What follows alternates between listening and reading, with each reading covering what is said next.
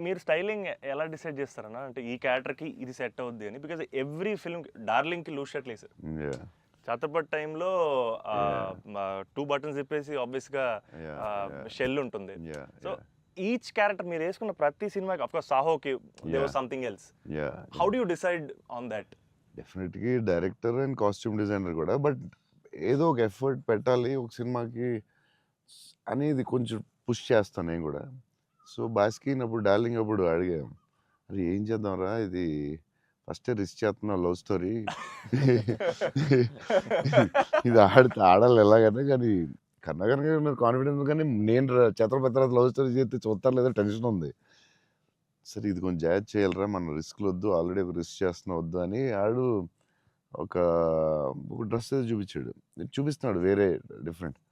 "అరేయ్! Loose dress ఏంట్రా బాగుంది" అన్నాను. ఇచ్చేద్దామా డార్లింగ్ అన్నాడు బాస్‌కి. అంటే కొంచెం రిస్కే కానీ వెళ్ళిపోదాంరా అన్నాను.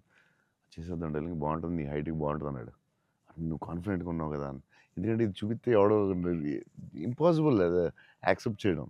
కరుణాకరన్ గారు సూపర్బ్ కానీ బట్ నార్మల్‌గా ఎనీ ఫిల్మ్ ఒక డైరెక్టర్‌కి వెళ్ళి లూజ్ డ్రెస్సులు నేను వేస్తానంటే ఇదేంటి మీరు టైట్ వేయాలి మీరు ఇలా ఉండాలి అంటారు కదా బేసిక్లీ. యాహ్!